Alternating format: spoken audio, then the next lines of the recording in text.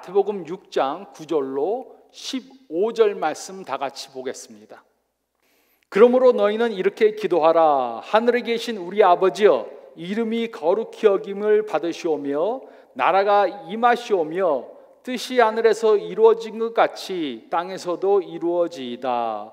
오늘 우리에게 일용할 양식을 주시옵고 우리가 우리에게 죄 지은 자를 사하여 준 것 같이 우리 죄를 사하여 주시옵고 우리를 시험에 들게 하지 마옵시고 다만 악에서 구하시옵소서.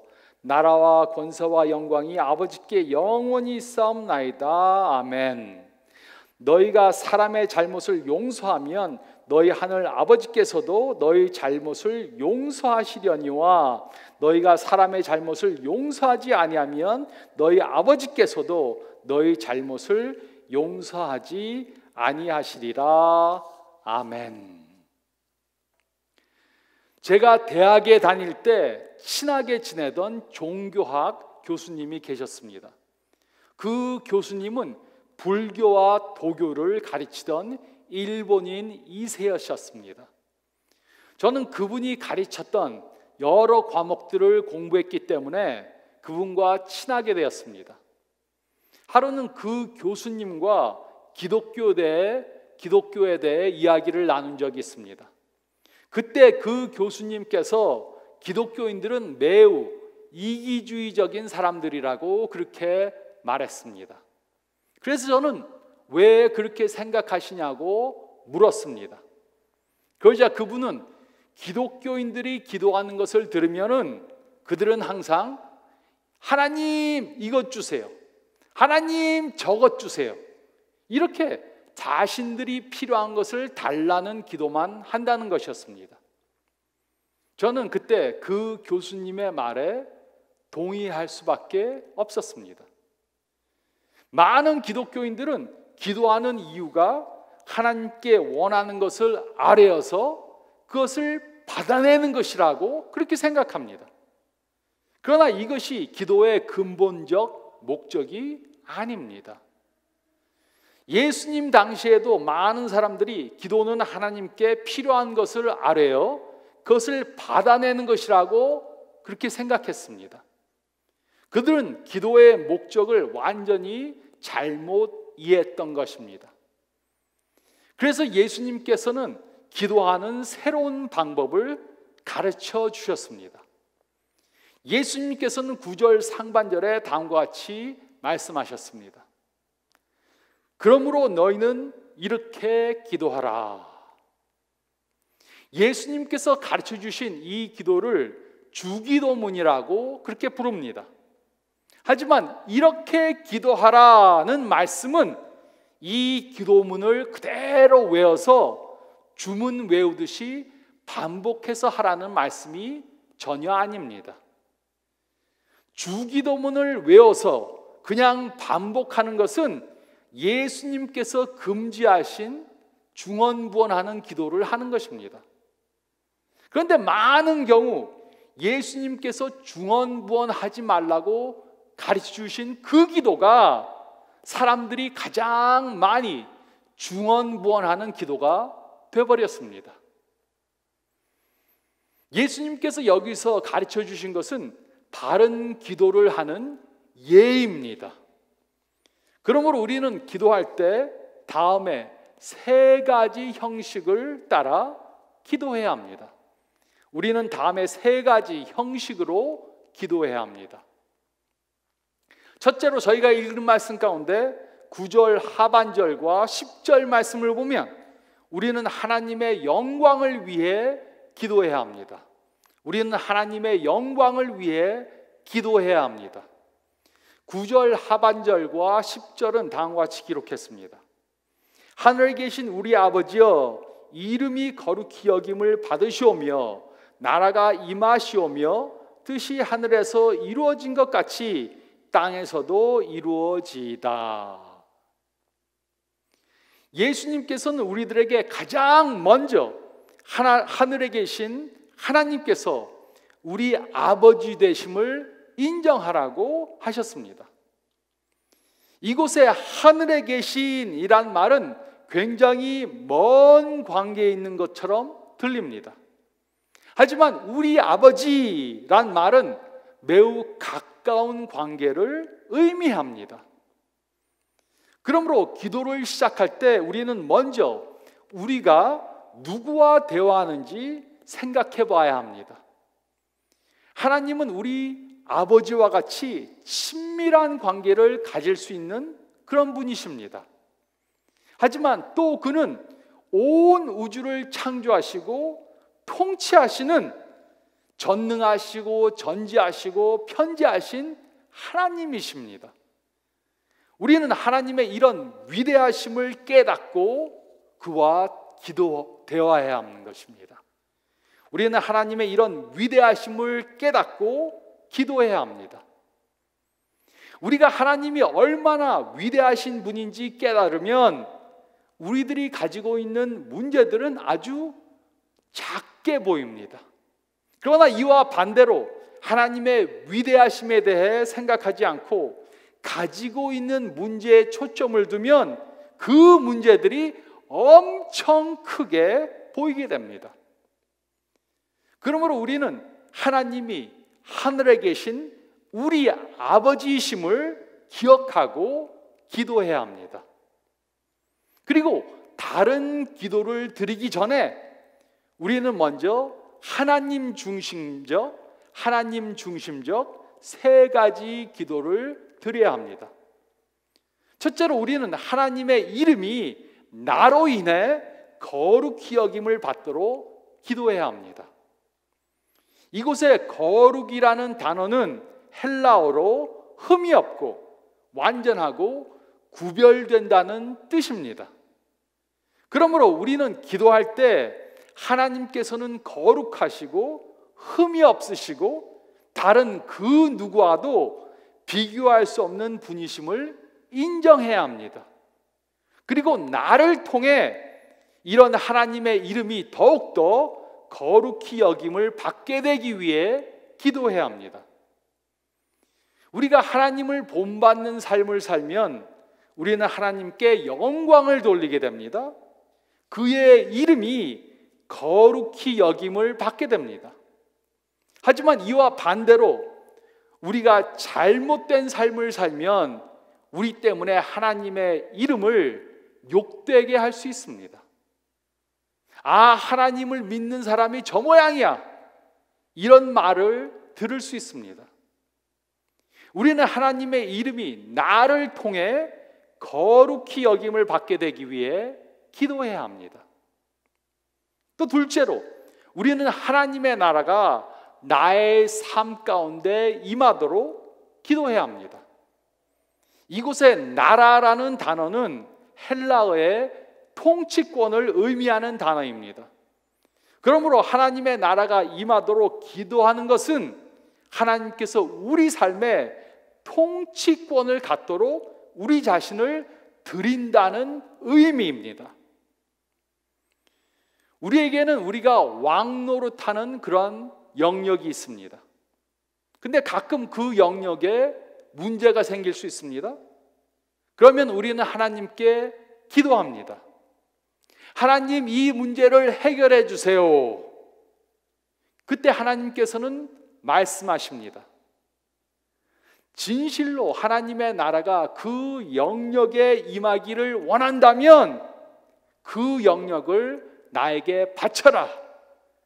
내가 왕 노릇하는 그 나라를 나에게 바쳐라. 이렇게 말씀하실 것입니다.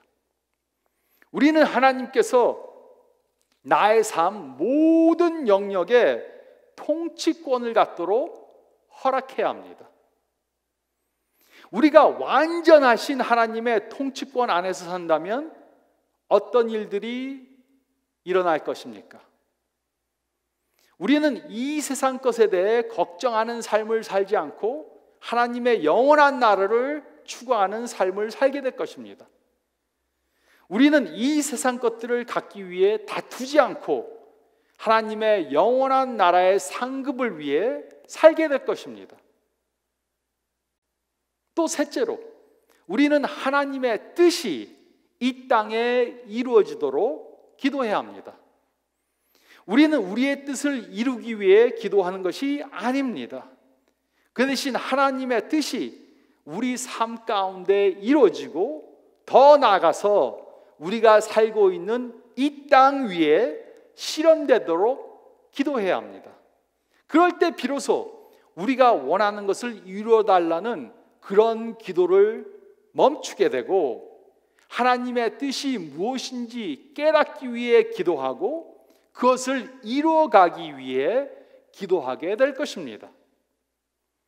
하지만 우리는 많은 때 하나님께 우리의 뜻을 이루어달라고 그렇게 기도합니다.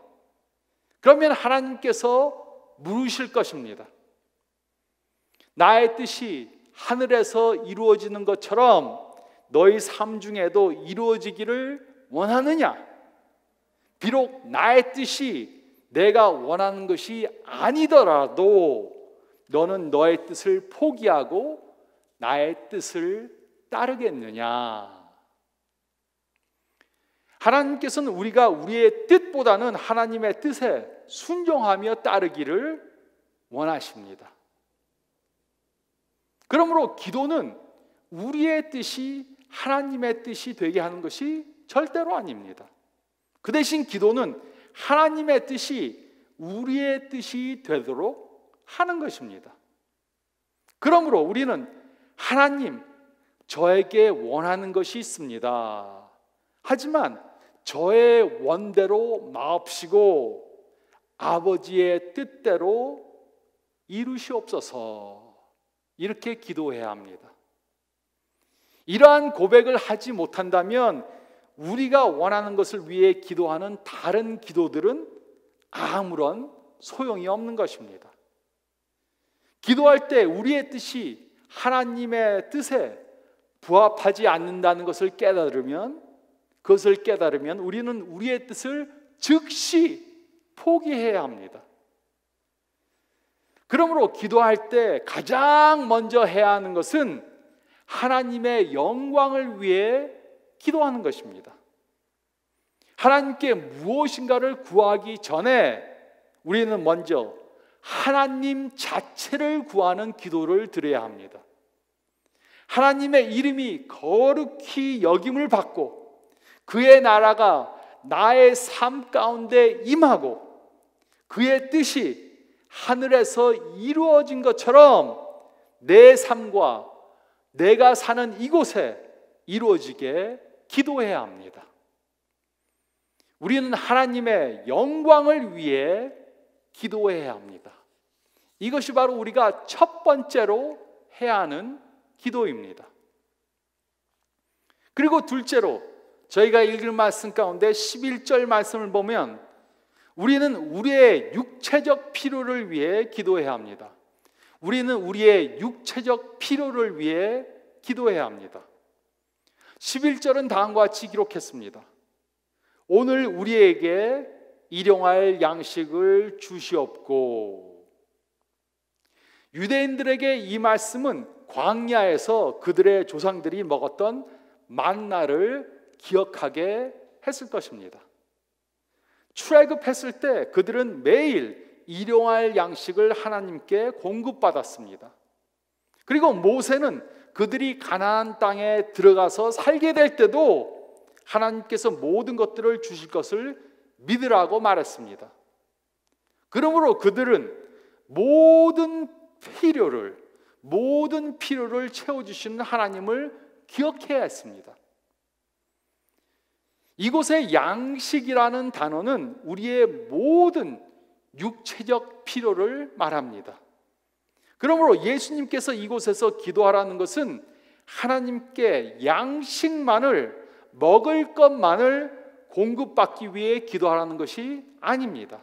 그 대신 우리에게 필요한 모든 것들을 위해 하나님께 기도하라는 것입니다. 이럴 때 우리는 가지고 있는 모든 것들이 전부 다 하나님께서 주신 것임을 인정하는 것입니다. 그리고 또 하나님께서 미래에도 우리의 필요를 충족해 주실 것이라는 믿음을 고백하는 것입니다. 우리는 하나님께서 과거에 우리의 필요를 채워주신 것에 대해 감사해야 합니다. 과거의 필요를 채워주신 것에 대해 감사해야 합니다. 그리고 지금 우리에게 필요한 것을 주신 하나님께 감사드려야 합니다. 그리고 미래에도 필요한 것을 주실 것임을 믿고 하나님께 미리 감사를 드려야 합니다. 그런데 많은 경우 우리는 하나님께서 주신 것들에 대해 별로 감사하지 않습니다. 내가 했다고 그렇게 착각합니다. 어떤 사람이 모임에 참석하기 위해 급하게 자동차를 운전하고 모임 장소로 갔습니다. 그런데 주차할 곳을 찾지 못했습니다. 그래서 그곳을 뺑뺑 돌았습니다. 다급해져서 하늘을 쳐다보고 기도했습니다. 하나님, 저를 불쌍히 여겨주세요. 지금 당장 주차할 장소를 주시면 이번 주일부터 교회에 나가고 더 이상 죄를 짓지 않겠습니다. 이렇게 기도하자마자 주차할 곳이 나왔습니다. 그러자 그는 이렇게 기도했습니다. 아, 하나님 괜찮습니다. 제가 찾았습니다. 많은 경우 우리는 우리 자신이 노력해서 모든 것을 갖게 되었다고 그렇게 착각합니다. 나의 가족, 나의 배우자, 나의 자녀, 나의 직장, 나의 재정, 나의 건강, 전부 다 내가 이룬 것이라고 생각합니다. 하지만 하나님 없이 갖게 된 것은 하나도 없습니다. 우리에게는 하나님이 필요한, 하나님의 도움이 필요한 그러한 일들이 생깁니다. 가정에, 건강에, 직장에, 재정적으로, 관계적으로 하나님의 도움이 필요한 그러한 일들이 생겨납니다. 우리가 지금 당하는 어려운 일들이 무엇입니까? 우리는 그 어떤 필요도 하나님께서 전부 다 충족해 주실 수 있음을 믿어야 합니다. 육신의 양식뿐만 아니라 우리가 해결할 수 없는 어려운 일이 생기면 우리는 하나님께 나아가 그것을 위해 기도해야 합니다. 그러면 하나님께서 우리가 필요로 하는 것들을 전부 다 풍성히 채워주시는 것을 경험하게 될 것입니다. 우리는 우리의 육체적 필요를 위해 기도해야 합니다. 이것이 우리가 기도해야 하는 두 번째 것입니다. 우리는 우리의 육체적 필요를 위해 기도해야 합니다. 그리고 셋째로 12절에서 15절 말씀을 보면 우리는 우리의 죄 문제에 대해 기도해야 합니다. 우리는 우리의 죄 문제에 대해 기도해야 합니다. 12절은 다음과 같이 기록했습니다. 우리가 우리에게 죄 지은 자를 사하여 준 것 같이 우리 죄를 사하여 주시옵고. 우리가 가지고 있는 문제 가운데 가장 중요한 문제는 바로 죄 문제입니다. 이 죄 문제는 하나님만이 해결해 주실 수 있습니다. 하나님께서만 우리의 죄를 용서해 주실 수 있고 하나님께서만 우리를 죄의 속박에서 해방시켜 주실 수 있습니다. 그러므로 우리는 하나님께 죄의 용서함을 받기 위해 기도해야 합니다. 우리 중에 죄를 범하지 않는 완전한 사람은 하나도 없습니다. 저도 죄를 많이 범합니다. 잘 모르겠으면 제 아내한테 물어보시면 잘 압니다. 우리 중에는 완전한 사람이 하나도 없습니다. 그래서 우리는 죄를 고백하고 용서함을 받기 위해 항상 기도해야 합니다. 그 죄가 중독된 나쁜 습관이나 남에 대한 험담을 하는 것이나 남을 사랑하지 못하는 것이나 아니면 하나님보다 물질을 더 사랑하는 것일 수 있습니다. 우리가 범하는 죄는 다 각자 다릅니다. 하지만 우리는 어떤 죄라도 하나님께 고백하고 그 죄에 대한 용서함을 받아야 합니다. 죄를 고백하고 용서함을 받아야 합니다. 그리고 우리가 죄를 고백하고 회개했다면 우리는 죄로부터 완전히 해방받았음을 믿어야 합니다. 더 이상 죄책감을 갖고 살 필요가 없습니다. 하지만 우리가 죄의 용서함을 받기 위해 기도할 때 할 것이 있습니다. 12절은 우리가 우리에게 죄 지은 자를 사하여 준 것 같이 우리의 죄를 사하여 주옵시고 라고 기록했습니다. 우리가 죄인인 것을 인정하고 죄의 용서함을 받기 위해 할 것이 있습니다. 죄의 용서함을 받기 전에 할 것이 있습니다. 그것은 바로 다른 사람들이 우리에게 죄 지은 것을 용서해 주는 것입니다. 우리가 다른 사람들의 죄를 용서해 주지 않으면서 하나님께 우리의 죄를 용서해 달라고 하는 것은 위선적 행위를 하는 것입니다. 다른 사람들과 바른 관계를 가지지 않으면서 하나님과 바른 관계를 갖고자 하는 것은 불가능한 것을 하려고 하는 것입니다. 그러므로 생각해 보시기 바랍니다. 내가 아직 용서해 주지 않은 사람이 누구입니까? 우리는 그 사람을 먼저 용서해 줘야 합니다. 하나님께 우리의 죄를 고하고 용서함을 받기 전에 우리는 다른 사람들이 우리에게 잘못한 것을 용서해 줘야 합니다. 예수님께서는 이 진리를 14절, 15절에 다시 반복해서 말씀하셨습니다. 14절, 15절은 다음과 같이 기록했습니다. 너희가 사람의 잘못을 용서하면 너희 하늘 아버지께서도 너희 잘못을 용서하시려니와 너희가 사람의 잘못을 용서하지 아니하면 너희 아버지께서도 너희 잘못을 용서하지 아니하시리라. 하나님의 용서함을 받기 원한다면 우리는 우리에게 죄를 범한 사람들을 용서해 줘야 합니다. 하나님께서 우리가 범한 모든 죄들을 용서해 주셨다는 사실을 믿는다면 다른 사람들이 우리에게 조금 잘못한 것을 용서해 주는 것은 지극히 당연한 것입니다. 그러므로 다른 사람들의 죄를 용서해 주지 않는 것은 하나님께 용서함 받았다는 것을 믿지 않는다는 증거입니다. 우리가 하나님께 모든 죄를 다 용서함 받았으므로 다른 사람들을 용서해 줘야 합니다. 그리고 다른 사람들을 용서할 수 있을 때까지 우리는 이 기도를 멈추지 말아야 합니다. 그러므로 우리가 죄 지은 것을 용서함 받기 위해 기도할 때 용서해 주어야 하는 사람이 우리 머릿속에 생각할 수 있습니다. 용서해 줄 사람이 기억날 수 있습니다.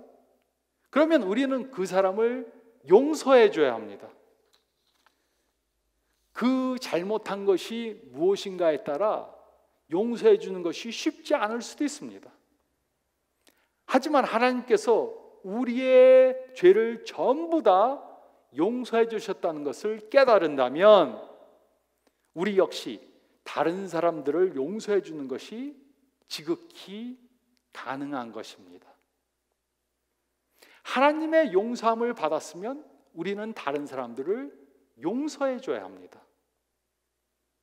또 13절은 다음과 같이 기록했습니다. 우리를 시험에 들게 하지 마옵시고 다만 악에서 구하시옵소서. 우리는 매일 우리를 넘어지게 만드는 유혹과 시험을 이기기 위해 기도해야 합니다. 우리는 시험에 들어 죄에 빠지지 않도록 기도해야 합니다. 그 이유는 우리가 시험에 들어 죄에 빠지는 배경에는 사탄이라는 실제적 존재가 있기 때문입니다. 그는 어떤 영화나 만화에 등장하는 그런 존재가 아니고 타락한 천사입니다. 사탄은 타락한 천사이고 실질적 인물입니다. 그는 하나님의 자녀들이 시험에 빠져 죄를 범하도록 끊임없이 유혹합니다. 가정을 망치게 하려고 합니다. 죄에 중독되게 만들려고 합니다.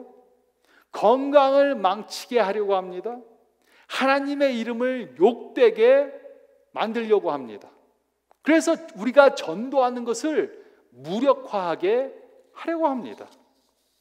그러므로 우리는 사탄이 벌려놓은 덫에 빠져 죄를 범하지 않기 위해 기도해야 합니다.